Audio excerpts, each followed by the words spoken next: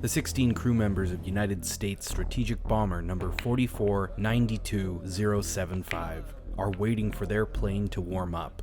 They are flying a B-36 Peacemaker, one of the largest aircrafts ever built and the largest piston-driven pusher aircraft to be put into serious production. This is a B model, denoting that it's armed with autocannons, machine guns, and something else we'll get into later. The plane itself was designed by the Consolidated Vultee Aircraft Corporation, later to be called Convair. These are the same people that designed the Atlas rocket, the ones who helped successfully put a man into space, so you would expect these folks to know what they were doing when it came to high-altitude flying. The crew wasn't alone on their trip. They have a passenger, Lieutenant Colonel Daniel V. McDonald, from the U.S. Air Force's Office of Plans and Directions. His inclusion will make sense in a bit. Due to the extreme cold weather, the 6 28-cylinder Pratt & Whitney R4360 Wasp major radial engines have to be kept running or the fluids will freeze solid. De-icing the plane proves nearly impossible, so doors, hatches, and other things are in limited working order. The crew would be flying under partial secrecy from Eielson to Carswell Air Force Base in Fort Worth, Texas, where they will join up with the rest of 7th Bomber Wing.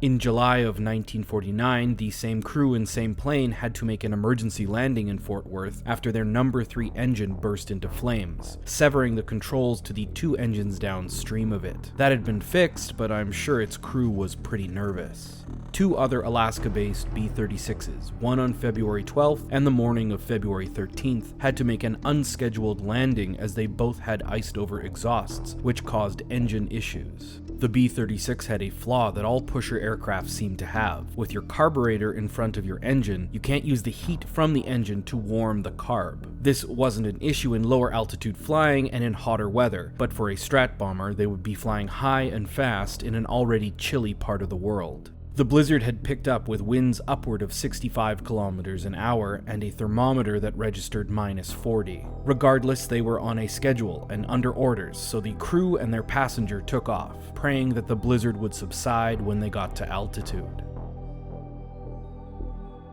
Here are a list of people on board number 75. These are all experienced airmen in their late 20s, early 30s, and clearly they were trusted and respected because this wasn't just a routine flight back to Texas. This was technically a simulated bombing run on San Francisco. On the B-36 there was an M4 Fat Man nuclear weapon, the same one that leveled the city of Nagasaki. This might also explain Lieutenant Colonel McDonald's inclusion in the flight. The USA was fresh into the Cold War and was developing strike paths to efficiently and quickly hit the Soviets in case things got hot. Similarly, they wanted to know the most efficient path the Soviets would take to bomb the most high-value targets at once. Unfortunately for the crew of 75, the flight wouldn't go as expected. 6 hours into the flight, and the minor cold weather problems started to get much worse. The crew had experienced major issues at 40,000 feet, most likely related to the plane icing over. Engineers Pooler and Cox notified the pilot that the fuel mixture going to the engines was really rich. This means that more fuel and less air was passing through the venturi. The extra fuel would pool in the exhaust and could drown out the system if enough backed up. When they tried to close the choke, the engine would quickly die outside idle speed. Barry and the crew knew this was due to ice blockage, so he would drop their altitude to about 15,000 to 17,000 feet to alleviate the problem. Unfortunately, this did nothing to the icing issues. The fog from the Pacific Ocean was forcing cold water droplets to collect around every air intake and exhaust. It was just a consequence of the time and place. Suddenly, a call from Thrasher at the rear end of the plane. Portside engine number 1 is on fire. Tripodi gets on the radio and sends out a distress call. 1 engine on fire, contemplating ditching in Queen Charlotte Sound between Queen Charlotte Island and Vancouver Island. Keep a careful lookout for flares or wreckage. It's suspected that the extra fuel was flowing out of the exhaust pipe, and with it blocked, the fuel would be built up around the only hot part of the engine. 2 minutes later, portside engine number 2 lights on fire as well. Both would be shut down immediately, but another 90 seconds later, starboard engine number 5 bursts into flames. The plane starts to descend under the weight of its payload. Their altitude was dropping at a rate of about 300 feet a minute. Now at half power, Barry had to make a decision, and make it fast. Port side engine number 3 goes down next, supposedly to a blocked fuel line. That's the straw that breaks the camel's back. After dropping to only 8,000 feet, Barry orders his co-pilot, Whitfield, to drop the bomb and increase their glide ratio. He reluctantly opens the bay doors to drop the nuke into the Pacific Ocean, except nothing happens. The bomb bay doors were stuck and weren't opening completely due to the frost. Whitfield sends the bomb anyways. The 5,000 kilogram bomb slams into the bay doors and free falls into the night sky above Queen Charlotte Sound. A few of the men mention in their interviews that they saw the dummy cord bomb airburst behind them at around 3,000 feet. Barry, not wanting to land in the water and die of hypothermia, thinks they have a better chance of survival if they head for the mainland and ditch the plane. Tripodi screws the telegraph key down so that it's sending a frequency constantly and abandons his post. Barry sets the autopilot to fly southwest after he steers it east over Princess Royal Island. This should provide them with enough time to parachute down while the plane glides to its final resting place in the Pacific Ocean. Just before midnight, Barry keeps the plane at 3,500 feet, abandons his controls, and orders a full evacuation of the plane. Thankfully, there were listening posts that heard the distress beacon. The Royal Canadian Air Force Station at Sea Island scrambles planes immediately. Dubbed Operation Bricks, this is the largest search in Canadian history for the time. The Americans also join in, sending 2 helicopters as fast as they can. They started by sweeping the coast and oceans, as survivors in the water would only have a short rescue window. As for the survivors themselves, let's discuss their stories. There are only a few interviews with the survivors, and we'll be jumping in between them. I'll try to distinguish each one of them, but despite their stories having mostly common themes, there are a few inconsistencies. According to Whitfield and Thrasher, after the order to bail out was called, the first 4 men out of the plane are the ones who are still missing. Thrasher, who jumped soon after Ascol, Phillips, Straley, and Pollard, chalked it up to none of them having their life vests on. Where Thrasher's accounts differ is he says that Schreier jumped with the first group, which is why he went missing, whereas Whitfield had Schreier jumping last, if not at all. Regardless, the first 4 men to jump out of the plane are the ones who go missing. It was surmised that they jumped too close to the island's mountainous northern edge and were swept into the sea by air current. The next group out would be the majority of the crew and their passenger, 10 in all, leaving 3 people left on board. Whitfield said it was himself, Barry, and Schreier. He mentions to Schreier that his life vest is over top of his parachute. This would obviously have caused issues with it opening, so he takes a second to fix it. While Schreier is reorganizing himself, Barry orders Whitfield out. Passing Schreier, he jumps, and not too long after, so does Barry. Whitfield said he did not see Schreier jump from that plane. Barry, on the other hand, says differently. He said he'd ordered both Whitfield and Schreier out, saw them leave, and then jumped himself.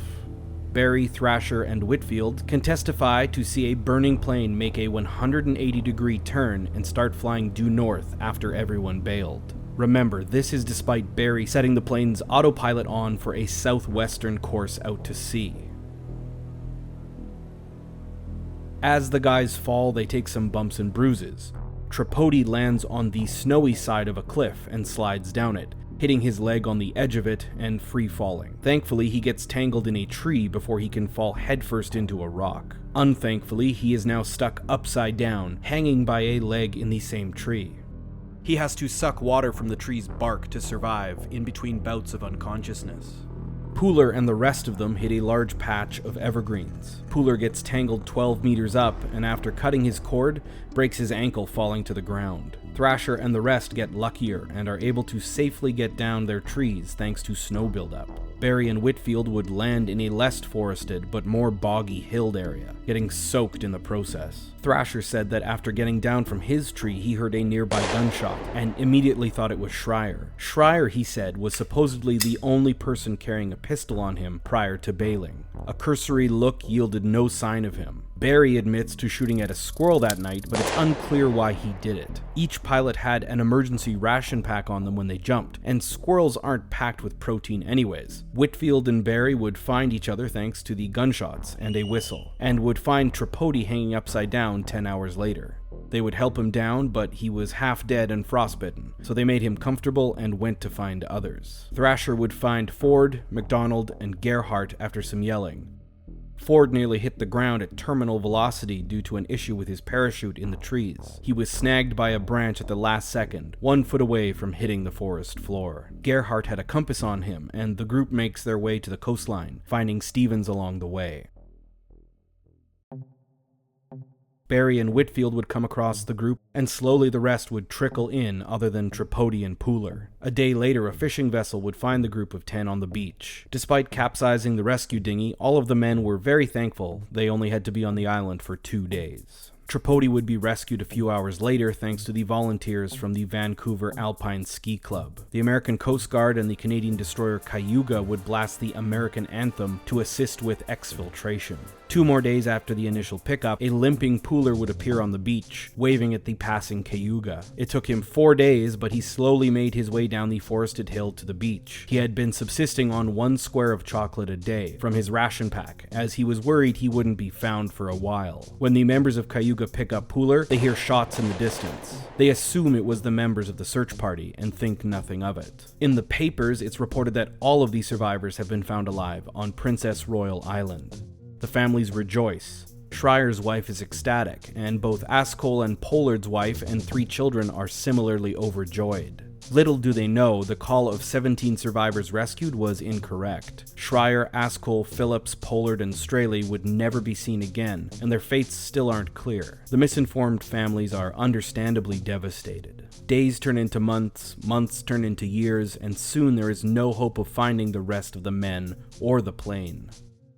Initially, it's thought that the oil slick 12 kilometers out in the Pacific might have been the final resting place for the bomber, but in 1953, while searching for a completely different plane, number 75 bomber was found. It was 200 kilometers inland and on a northeastern course, the complete opposite of what Barry said he set the autopilot to. It was nearly intact, and that got the US government interested in the site, but due to the inclement weather and the rough terrain, it would take until 1954 for them to get to it. The plane would be blown to bits after a short inspection and buried by a man-made rock slide. The US government's expediency in destroying the plane led to a few folks speculating that they were covering something up. Some say they found the remains of Schreier, and others say there was a plutonium core on the flight, and they were lying about the nuke being inert. Perhaps there was 2 nukes, one inert and one live. Of course, the B-36 could carry 2 payloads. Whatever it was, we probably won't ever know what the US wanted to hide. Conspiracies relating to the post-jump flight are also prevalent. Did Schreier actually jump, or did he run out of time trying to reorganize his parachute and life vest? Did he think that once everyone jumped, he could put the plane down safely somewhere inland, possibly? Why were there so many shots heard after Pooler was rescued? Why would Barry need to shoot a squirrel when he had a full ration pack? Was Schreier a Russian spy, trying to steal state secrets and engineered a solution where it would only be him on the plane and he could fly it, possibly somewhere the Russians would find him? The last question is crude and gross conjecture, with no basis in reality at all, but that doesn't stop people from speculating about it.